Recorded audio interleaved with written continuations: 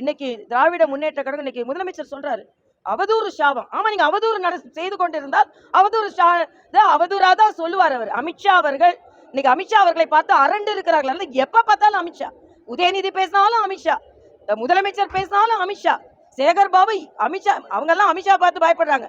சேகர் பாபுக்கு எங்களை பார்த்தாலே பயம் வந்துருது, டென்ஷன் ஆயிடுறாரு. எங்களை பார்த்தாலே ஐயோ இவங்கெல்லாம் கோயிலுக்கு வர்றாங்களேன்னு டென்ஷன் ஆயிடுறாரு. அதனால நிச்சயமா ஒரு மகிழ்ச்சியான சூழ்நிலையில் நாங்கள் இருக்கிறோம். நிச்சயமாக இந்த மகிழ்ச்சியான சூழ்நிலை 2026 தேர்தல் வரையும், தேர்தல் நிறைவடைந்த பிறகும் ஜார்ஜ் கோட்டைக்கு போகும் வரை தொடரும்.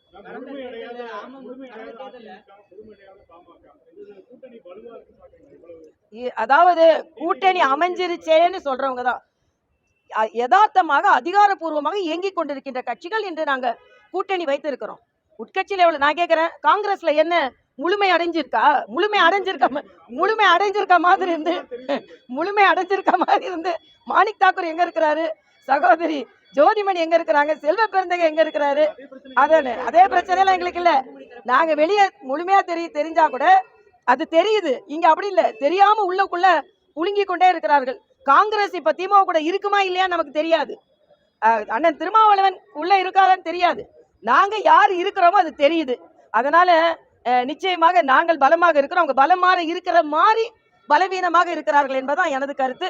அதனால எப்ப பார்த்தாலும் அமித்ஷாவே ஞாபகத்துக்கு வந்துட்டு இருக்காரு. அது இன்னும் கால அவகாசம் இருக்குது, என்ன முடிவு எடுக்கிறாங்கன்னு பார்க்கலாம். அதாவது இப்போ ஒன்றொன்றா அது எல்லாத்துக்கும் மரியாதைக்குரிய அமித்ஷா அவர்களும் அண்ணன் எடப்பாடி பழனிசாமி அவர்களும் சேர்ந்து முடிவு செய்வார்கள். இப்ப பாமகவும் சேர்ந்து இருக்கிறது. அதனால சகோதரர் ராம்தாஸ் அவர்களும் முடிவு, அந்தந்த கட்சி தலைவர்கள் எல்லாம் இணைந்து பணியாற்றுவார்கள்.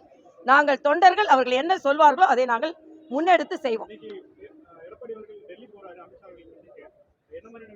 இல்ல, இனிமே அடிக்கடி போவாங்க, அடிக்கடி சந்திப்புகள் இருக்கும். இதுல என்ன விசேஷம்? அதனால நிச்சயமா அடிக்கடி டெல்லிக்கு போவார்கள். டெல்லி தலைவர்கள் தமிழகத்திற்கு வருவார்கள். திராவிட முன்னேற்ற கழகம் இண்டி கூட்டணி வெள்ளவெளத்து போவார்கள். அதான்